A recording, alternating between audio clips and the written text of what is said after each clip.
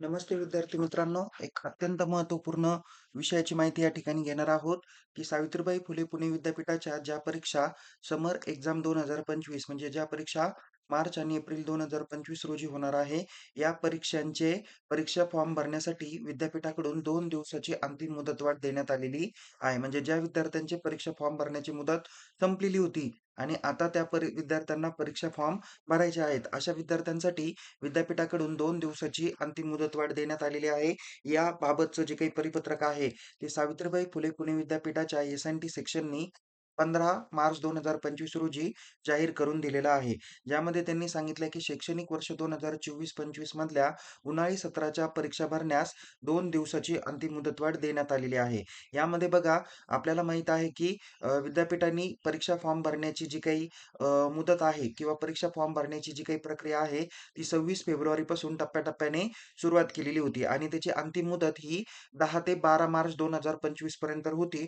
But बहुतेक अभ्यासक्रमाचे विद्यार्थ्यांनी परीक्षा फॉर्म भरलेले नव्हते. खूप वंचित राहिलेले आहे असे विद्यार्थी परीक्षा फॉर्म भरण्यापासून. तर त्यांच्यासाठी विद्यापीठाने विशेष सवलत म्हणून दिनांक 20 आणि 21 मार्च अशा 2 दिवसाची अंतिम मुदतवाढ देण्यात आलेली आहे. यामध्ये ज्या विद्यार्थ्यांची परीक्षा फॉर्म भरण्याची मुदत संपली आहे, अशाच विद्यार्थ्यांना काय केले जाणार आहे, परीक्षा फॉर्म लेट फीसह भरण्यासाठी मुदतवाढ देण्यात येणार आहे. तर अशा विद्यार्थ्यांनी काय केलं पाहिजे, दिनांक 20 मार्च आणि 21 मार्च अशा 2च दिवशी परीक्षा फॉर्म भरायचा आहे आणि महाविद्यालयात तो 20 मार्च, 21 मार्च आणि मॅक्सिमम 22 मार्च या 3 दिवसामध्येच तो काय करायचा आहे, इन्व्हर्ट करायचा आहे. किंवा काही विद्यार्थ्यांनी परीक्षा फॉर्म भरलेले आहे, पण महाविद्यालयात फीसह जमा केले नाही, तर त्यांचे देखील परीक्षा फॉर्म काय केले जातील, इन्व्हर्ट केले जाणार आहे. तर तुम्ही किंवा जे काही विद्यार्थी असतील, तर त्यांनी त्वरित आपल्या महाविद्यालयाच्या परीक्षा विभाग किंवा ॲडमिनिस्ट्रेशन डिपार्टमेंट यांच्याशी त्वरित संपर्क साधायचा आहे आणि त्यांच्याकडून आपले परीक्षा फॉर्म इन्व्हर्ट करून घ्यायचे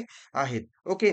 सो ही एक महत्त्वाची बाब आहे. यामध्ये एस-वाय आणि टी-वाय तसेच फर्स्ट इयर 2019 क्रेडिट पॅटर्नचे एफ-वाय, बी-ए, बी-कॉम, बी-एस-सी, नंतर बी-बी-ए, बी-बी-आय-बी, बी-बी-एस-सी-ए, त्यानंतर BSc, BSc computer science, BCA science, तसेच अन्य जे काही डिप्लोमा रिलेटेड अभ्यासक्रम असतील, डी-टी-एल असतील किंवा पोस्ट ग्रॅज्युएशनचे डिप्लोमा रिलेटेड काही अभ्यासक्रम असतील, या देखील विद्यार्थ्यांना परीक्षा फॉर्म आता भरता येणार आहे. तसेच ज्या विद्यार्थ्यांच्या परीक्षा फॉर्मची मुदत ऑलरेडी संपलेली आहे, त्यांच्यासाठी हे परीक्षा फॉर्म भरण्यासाठी विद्यापीठाकडून ही एक अंतिम मुदतवाढ देण्यात आलेली आहे. यानंतर परत मुदतवाढ भेटणार नाही. याची सर्व विद्यार्थ्यांनी काळजीपूर्वक नोंद घ्या आणि ही शेवटची मुदत असल्या कारणामुळं जेही विद्यार्थी परीक्षा फॉर्म भरण्यासाठी वंचित राहिलेले आहेत, त्यांनी ती परीक्षा फॉर्म भरा. महाविद्यालयाला विनंती आहे, की दिनांक 17, 18, 19 अशा 3 दिवस आपल्याकडे उरलेले आहेत. तर ज्या विद्यार्थ्यांची परीक्षा फॉर्म भरणं बाकी आहे, त्यांचा WhatsApp ग्रुप करा, Telegram ग्रुप करा. त्यांच्यामार्फत ही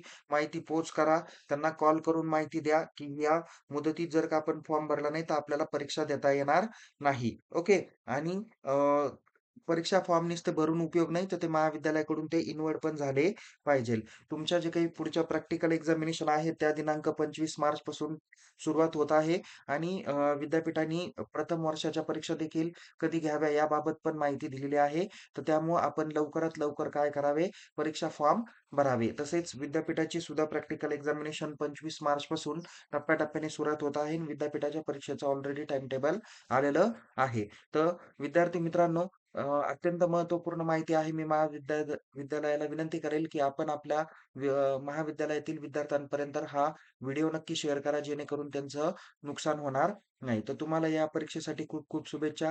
ज्या विद्यार्थ्यांना परीक्षा फॉर्म भरण्यासाठी अडचण येत असेल, त्यांनी आपल्या महाविद्यालयातील परीक्षा विभागाशी संपर्क करा. परीक्षा विभागाला जर का काही अडचण असली, त्यांनी एक्झाम सपोर्टला मेल करा आणि तुमचे प्रॉब्लेम सॉल्व्ह करण्याचा प्रयत्न करा. तुम्हाला या परीक्षेसाठी खूप खूप शुभेच्छा. Take care. जय हिंद. धन्यवाद.